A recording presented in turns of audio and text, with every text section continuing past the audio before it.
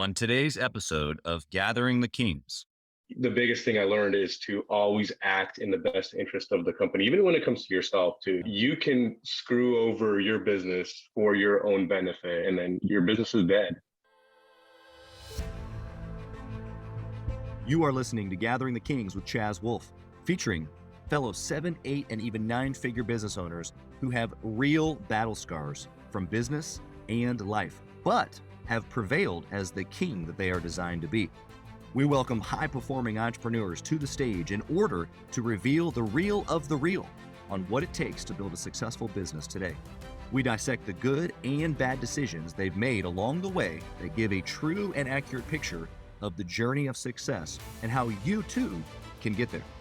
Through this dialogue, you will learn the value of growing your network and surrounding yourself with power players and kings like today's guest. Grab your pen and notebook because we're about to dive in. All right, guys, welcome to Gathering the Kings. Chaz Wolfe here, your host. I have a guest today who is just going to rock your socks. The story of literally coming over to America as an infant with a family who had absolutely nothing, starting in business all the way to running multiple million-dollar businesses. So that's multiple million-dollar businesses in multiple industries. This story today from Igor, the moments here that you're going to get are incredible, not only from his history, but how he makes decisions. And so I want you to buckle in, get that notepad and pen, because here we go. All right, Igor, welcome to the stage, my friend. Let's jump in and get right into business. How you doing today? Good. How are you, Chaz? I'm good, man. It's Friday morning. I know we were just chatting off air a little bit about us both being gone and jumping back in. I'm sure every entrepreneur can relate to being gone, whether it's for family vacay or for me, it was a business trip, but still coming back and the swirl of everything. Is that what you're trying to reorganize, the swirl? Yeah, absolutely. There's weeks where you spend 60, 70 hours working, and then weeks where you can take off some time and enjoy yourself. Yeah. So I did that, but coming back is always a hassle. That's right. That's right. Yeah, and I think that there's some value there of I'm gonna get into some of that with you here, because as I told you, probably the likeliness of someone listening here today is a 6-figure business owner, and they're trying to get to that 7-figure mark. And so we know that you're a 7+ figure business owner. That's why you're here on the King stage today. But some of that reason of like how you can take time away is why you're a 7-figure business owner. So I want to dive into some of that. Before we do though, tell me what business you're in. What's the industry? Tell me how many employees you got, stuff like that. Sure. I own and operate a commercial general contracting firm. We specialize in renovating multifamily and office tenant improvements. I also own a 4-plex, duplex, and a single-family home. So I act as landlord, co-developing a 200-acre tract of land for single-family homes. Wow. Multifamily and commercial. So yeah, pretty busy. And then also in the process of launching an investment fund soon. So stay tuned to that. That's awesome. Yeah, that's all of this. A lot of that is in the same vein of real estate development, construction. Like they're not the same thing, but they're so closely knit together. And so you're going to be able to drop a lot of knowledge on us today about how you're doing that. But selfishly, I want to hear more about the land development. I personally am under contract for 150 acres and looking to develop it in a couple of unique ways. And so you and I are going to have to get together and talk about what you're doing and how I can glean from your knowledge. Good, man. So the question is, at this level, you got a ton of stuff going on. You're doing millions in revenue. What drives you at this point? Like you, in essence, you've made it, right? Like the top 9% of businesses do 1 million or more. So 91% of all businesses do less than 1 million, and you're in the top 9%. And so what drives you now compared to maybe before? Sure. Constantly thinking about the future. I think every successful entrepreneur is in the business of delaying gratification now for the future, and just trying to take advantage of being young, ambitious, and capable at this stage of my life, and knowing that what the decisions I make right now can impact my future, my family's future, my lineage, and bless others as well as myself. Yeah, I love that. It's such a like what you just described is so how I think on a daily basis. It's like, bro, we're young. I got ample energy. I'm ready to rock and roll, fill the calendar. Let's go. But it's really all unto the legacy piece. It's, I want to think bigger than myself. And so has it always been like that for you? Or is that now that you've gotten to this level where you've got maybe more resource, you can think at a bigger level, or is that always like that? Yeah, starting off, it wasn't like that. I'm starting off, I was flat broke, had nothing in the bank. So Weren't I we was all? more or less, yeah, more or less thinking about myself and how can I get at least a little bit of money put away, take care of Right. my needs. And then once you've achieved that and you have a family or you have loved ones around you that you can help out, you start thinking, okay, I've taken care of my own responsibilities. I'm well off for myself. Now, can I start providing for a family or can I start providing for others? Yep, that's huge. It's, in fact, the language that you're using, it's like you've read my playbook, bro. The difference between the six-figure conversation, right? That, and Gathering the Kings obviously has mastermind groups for 6 and 7 figures, but that's the difference in the conversation. Everything that you literally just said, the 6-figure is you got to go get yours. And it's okay to be selfish for a little while. Like, you got to go get yours. You got to grow the business. You got to get sales. You got to make money. You got to take care of number one, which could be you, your immediate family, your business. You got to grow the business to a point, but then eventually that 7-figure conversation comes in and you start thinking about the community. You start thinking about your team, your family. How do I have a legacy? How do I think bigger than just right here, the daily battle? And so I love what you're saying, man. And so what was the switch for you? Because you said it wasn't always like that. What was the switch? I guess once I started a family, once I got people I needed to start taking care of, it was a entirely different shift. And the thought always scared me of not being able to provide for a family. Yeah. And just that a little bit of that turned into motivation. And then that motivation eventually turned into success. And that success just builds on itself. Yeah, I think that you're right when you mentioned the first step as being fear. I don't think either one of us would actually admit to operating in fear. It's more of a, let's just go charge the hill. But every warrior, if we're using that language of charging the hill, every warrior, there's a little bit of fear in there. Like, holy crap, I might die today. But the end result is almost like it's worse. Like the fear of not is worse than the fear of potentially losing that day. Oh, absolutely. And at that moment, you have nothing pretty much to lose. Right. Nothing to really risk. So you just got to do it. Exactly. No, I totally relate to that. Okay, let's continue the conversation around that 6-figure mark of thinking and what you were doing. But how did entrepreneurship start for you? Maybe it was this business, a commercial contracting business that you have, or maybe it was before that. Like, where did entrepreneurship start for you? Sure. My family immigrated from communist Soviet Union. Wow. Back in the late 80s when I was an infant.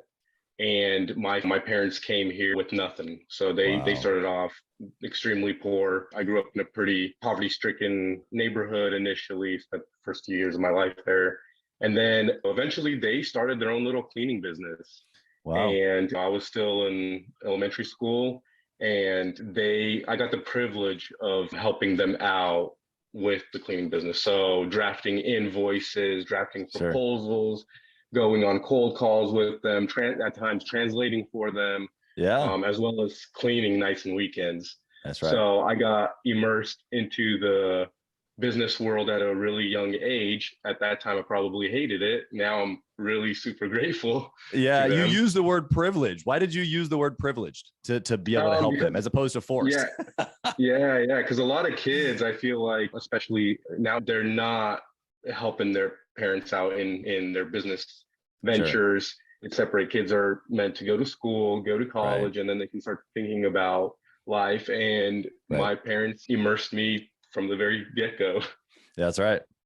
And so you plan to do the same for your kids? Yes, I think so. Now, I probably won't be having them clean weekends and nights or anything like that, but definitely, I definitely want them to learn the fundamentals of business, economics, and other. Yeah, it's just so interesting how basically what you're saying is that the journey for you started with your parents being back against the ropes. Obviously, we're all familiar with the story of the immigrant who came here with nothing and then boom, created something. But obviously, that's not how the story goes. You got to see the inside scoop of, I'm sure, countless nights of frustration and no money and all the things. And me being raised from a single mom, like similar stories, I'm sure that you and I both have. What do you think for them? Just 2 seconds from the immigrant's perspective, what do you think that you can pull out, or what did you pull out, or maybe what the listener can hear today that you were able to get from your parents having that history of literally coming to a country and having nothing? Like what's the nugget? Yeah.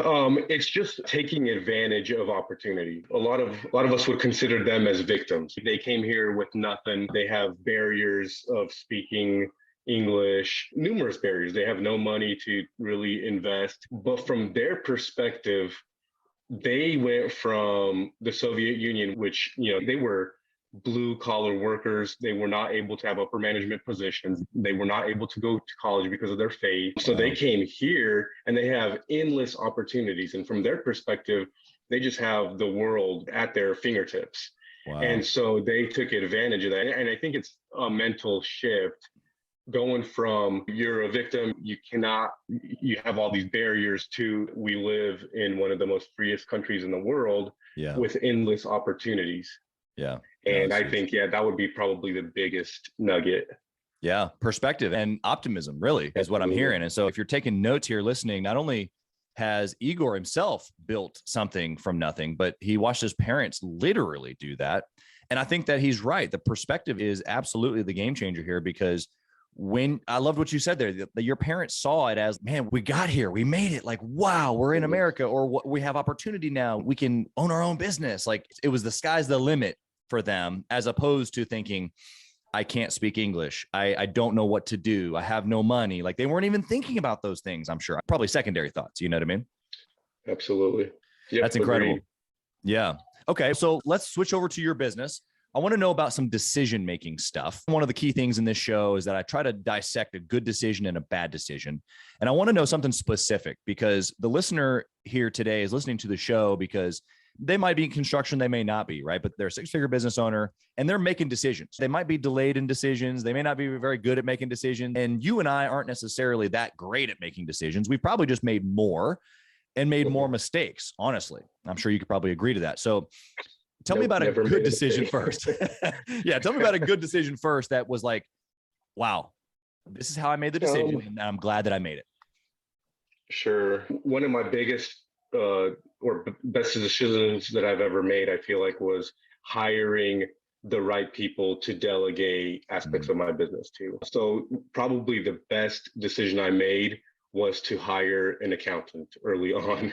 Yes. Somebody to track the finances, to let me know where the numbers are. I feel like a lot of businesses, due to a lack of knowledge surrounding their financial status, where they're at, and sometimes it seems like the business is growing, but is it profitable? Yep. So I feel like the best decision I made for my business was hiring an accountant early on.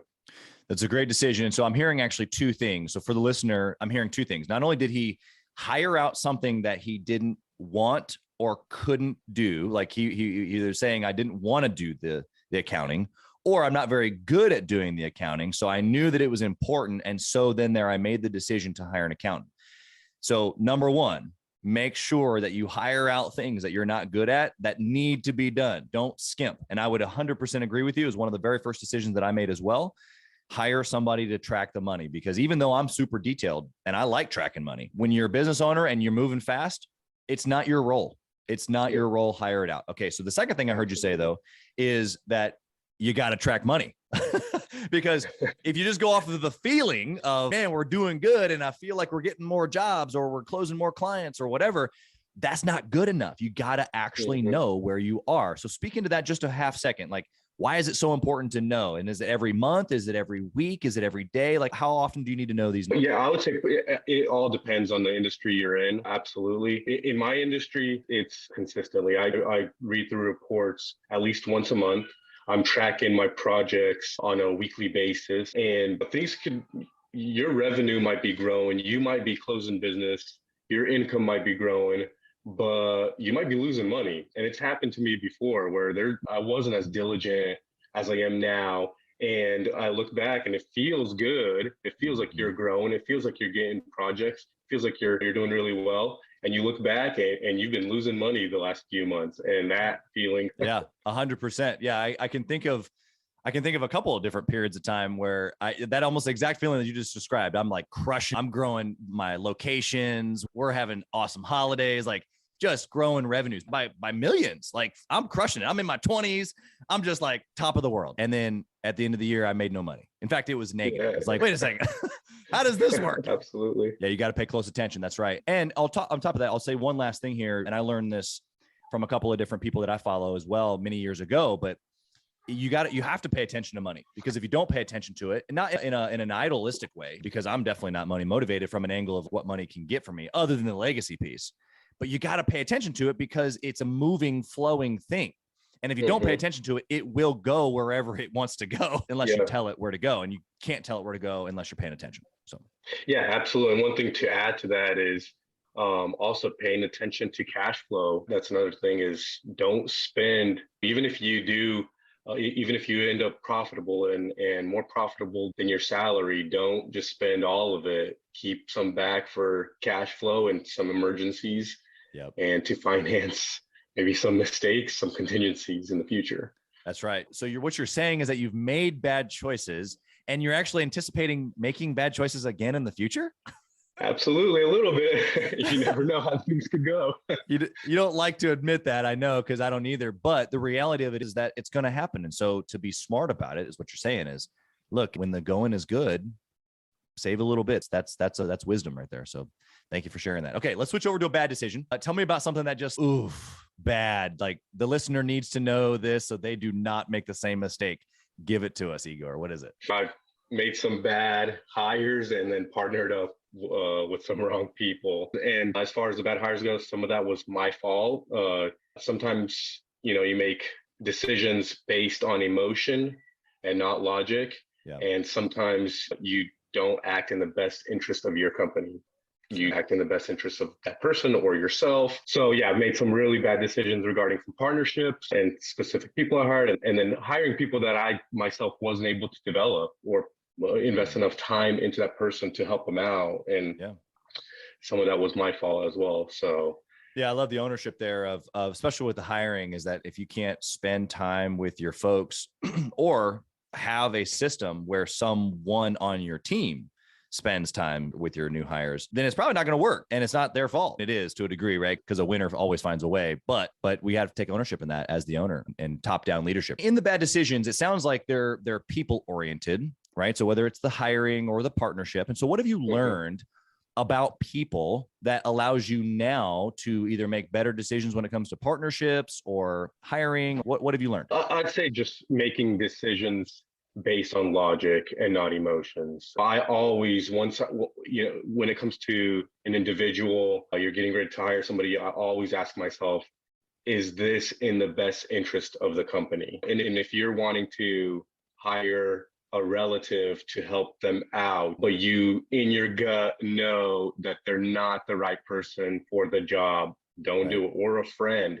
A lot of times it'll ruin a friendship or ruin a relationship, and it's all because you try to be a good person and then it ends up backfiring and it hurts your business, hurts you, hurts them. So I'd say the biggest thing I learned is to always act in the best interest of the company, even when it comes to yourself too. You can screw over your business for your own benefit and then your business is dead. 100%. Yeah, the business is a living, breathing thing. And so it has to sustain. And that's what you're saying. And so whether it's the decisions with people, or I love the point that you just made about how you can sabotage your own business by squeezing it too much, whether it be with money or not putting in enough effort when it comes to new deals or whatever. If you take your foot off the gas or you take too much money or whatever, those decisions squeeze out the business, and then therefore there is no more. So you got to take care of number one. I love that. Love the logic versus emotion too. I think that we all have those moments where we're like, oh man, I want to be a good person. Because I think most entrepreneurs start business, obviously to make money and to have a good life, but eventually we do want to help people, if not at the beginning. And so that's a real thing. And I think probably most listeners listening right now are probably chuckling like I am, because they've made that same bad decision of hiring, whether, like you said, whether it's a relative, a friend, even if it's not, and this person probably isn't a good fit, but you're hanging on because you are a good person and you don't want to do what's right for the business, do the logical thing. And that's really good advice. So I hope that the listener is taking good notes here, because paying attention to the business, although it seems cold sometimes, if you don't do it, there is no more business. Absolutely. How do you have, just as a secondary thought here, how do you have the ability to still care for people and to have an awareness around like emotional support for your team, even for yourself or your family, but not affect the business, like you're saying, but to be able to make decisions logically and black and white, 1, 2, 3, but still have the capacity to be a leader of people? Sure. I separate it. I see my business not as an extension of myself, but more as a separate entity. And I've been given the privilege to manage this entity for its own best interest. And that's what you got to do to keep it alive. Once you start seeing it as an extension of yourself and you're the king, you're the ruler, things can go downhill real quick. I always, and I don't always do it perfectly, but I always try to act in the best interest of the business first. Yeah. And with that, once you start doing that, you maximize the efficiency, you maximize what you can do. And then once you start making some income and more income than what you've expected, you can start sending money to charities and helping out relatives and providing for others through other means instead of directly from the business. But achieve that success first. Yeah, 100%. Because otherwise you kill the very thing that's potentially going to feed you and or the person you're trying to help. You know, that makes me think of, this is a little off topic from a 6-figure perspective, but as a fellow higher revenue individual, I know you and I have talked about off air, just other investments. And eventually what happens is that you make investments to have legacy. We talked about that, but really what we're saying when you really boil it down is I want to have money put in places that pays my family forever. Okay. And so if you can grasp this concept that you just said, but it's actually applied to investments as well. And so instead of taking the thing, in this case, the business, what you're saying, and helping somebody, you grow the business so that the business can produce something that then helps them. Same thing with investments. Rather than buying the house or the car or the new clothes or the whatever it is that I want, or my kid's school or whatever, I'm going to buy an asset that then pays for it. I don't want to buy it directly. I want to buy the asset first, and then the asset pays for those things. It's the same concept, right? Yep, exactly. You got to keep the golden goose, right? Don't kill the golden goose. Yeah, keep it alive. That's right. Okay, very good. So I appreciate the honesty around the good and bad decisions. I think that those are super applicable. And if the listeners pay attention, they've already got a ton of value. So one quick thing here before we transition away from decisions. Do you have a process that you follow when you're making decisions, or any sort of like discipline that you have when you're thinking about how to make good? Not really. As they come in, I just try to think logically about them for a little while. I don't rush into it. Sometimes that creates a little bit bottleneck, but I try to think thoroughly through my decisions. Now, other aspects of my business, I absolutely try to systematize and put in process and procedures. Sure. I believe in that highly, and I just try to eliminate as much of my own time as possible and delegate it out and put it in a process and system. Yeah, I understand that completely. And systems obviously are huge for business. When it comes to decision making, though, what I'm hearing you say is logic, number one. And logic really comes down to the removal of emotion. It doesn't mean that emotions are bad. It just means that we don't want to be swayed by it. We want to, like you said, does this make sense for the business? And so I think that's huge. And it's also a discipline too, because we all have emotions, no matter how logical we are. We all have emotions, and we can get in those moments where we're like, oh, but it feels this way or whatever. And so we can get swayed. So the discipline I'm hearing you say is to just stay true to logic, stay true to, does this make sense? Is there a business case for this decision? And if so, don't delay, do it, right? If there is no business case, don't delay, cut it out. Don't do it. That's what I'm hearing. Am I picking up the good stuff here? Yeah, exactly. All right, good. Let's transition to the speed round here. I love this part where we're going to go through these quick questions here. And I want you to give me basically 1-word answers, but I'm notorious, as I told you off air, to maybe dig in a little bit here. But this first question, I love hearing the answer to. So everybody seems to have a little different answer, and it's so intriguing to me. So the first question is, if there was only one metric that you could track forever and ever, like you couldn't track anything else, just one, what would it be? I'd say profitability. Margin. Are you making money? Yep, exactly. because you believe that you could be making sales, you could be doing well in marketing, you could be being a good leader and still making no money. And that's no bueno. Yeah, exactly. Your business is derived by the profit it brings, not by your gross income. Right. 100%. Yeah. Yeah. Because at the end of the day, the revenue is just the money that you managed. It wasn't necessarily what the business produced. Exactly. All right. That's awesome. Okay. So thinking back to when you were a six-figure business owner, what book did you read, or what book have you read that, thinking back to that time, would be super helpful for the listener right now? What would you read? I think Rich Dad Poor Dad. That's a lot. That's the main book for a lot of real estate investors. Yeah. And yeah, that kind of shifted my state of mind. 100%. Love that book. Probably need to reread it. It's been many years, but such a great book. Okay. Next question on the speed round is, do you intentionally network or mastermind with other business owners, and why? Yeah, absolutely. So I'm a part of a CEO networking group. I constantly reach out to successful business owners via social media platforms. I have a group of friends who are in business, and we meet every couple of weeks. Nice. It's a lonely world out there for us. And that's so right. It feels good to have other guys and gals that are in business around you. Yeah, 100%. I think you hit on a couple of things there. That's a lonely world, especially inside of your business, because you're probably the only one inside of the business that sees it like you do, cares about it like you do, that works on it like you do.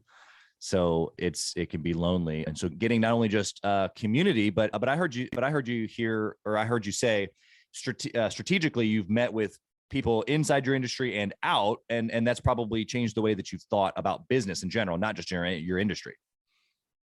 Yeah, absolutely. And just getting advice. And some of the guys that I've talked to have gone through the very things that I'm going through, and you can gain some wisdom from others that have gone through the same process.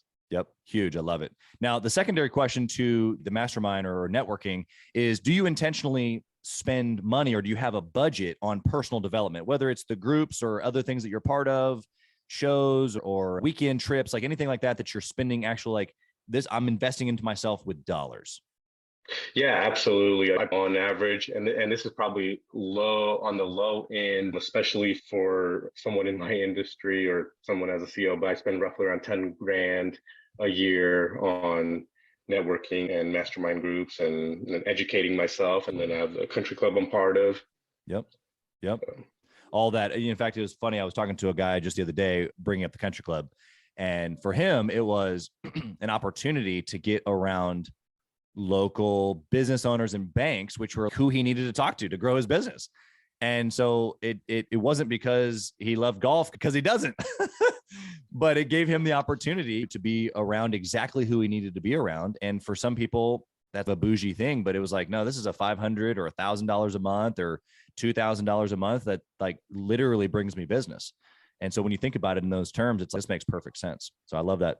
Okay. Last question. This is my favorite question of the whole show. Igor, if you lost it all today, literally, no, you couldn't lift another hammer. Not that you lift a hammer currently now, but your teams, you have no team. There is no construction to do. Everything's gone. What would you do? So I'd probably just start over in another industry. Once you learn business and once you learn how to manage and operate a business, you can pretty much go anywhere and find success when you actually learn the industry. Yep. So yeah, I'd just start over. That's awesome. I love the answer of starting over, but then you gave it just a little bit more meat there. And really, for the person listening, the nugget there that I want you to hear is, he didn't just say, I just start over because I already know how to do it. Yes, that's part of it. But what he said is that when you are purposeful about learning how to run a business, not to be in a business, not to be a good tradesman, not to be a good marketer, not to be a good sales guy, not to be a good specific thing. That's okay. You have to be those things too. But when you know how to run and operate a business, which includes hiring, which includes marketing and sales, the whole picture together, working on the business, not in the business, then you can do it again and again in different industries if you had to, or if you want to. And so thank you for that. That's incredible value. Igor, you have brought so much to us here today. How can someone connect with you if they wanted to grab some coffee with you, or figure out how to do another project with you, or this fund that you've got coming down the pipeline, they want to invest with you? How do they connect with you? Sure. You can reach me at Igor, Igor, at TKCKC.com. Add me on social media. I'm on Facebook, Instagram, LinkedIn. Yeah. That's perfect. You guys can have a moment here to just realize that you've been in the presence of greatness. I know Igor well enough now. We don't know each other super well, but not well enough to know that he probably would shake that off a little bit. But dude, thank you for sharing your story. You have a business that's incredible, and not only just one, but multiple. And what you've done here today out of your free will and time is to give back to the entrepreneurship community. And we thank you for your time, man. So thank you for coming to the stage. We appreciate you. Absolutely. Thank you, Chaz. Appreciate it. Yeah, man. Thanks for listening to Gathering the Kings. We hope you got a ton of value today and learned a thing or two about taking your business to 7 figures and beyond. If you desire more and want a community around you to help you get there, I want you to go to gatheringthekings.com. That's gatheringthekings.com. And I want you to apply for our next Becoming a King 90-day intensive. We are extremely exclusive by nature as a group. What that means is that we're really wanting only the entrepreneurs who take their business and targets super serious to apply. So if that's you, you think you got what it takes to level up your business, I want you to go to gatheringthekings.com and apply. And we will see you on the other side.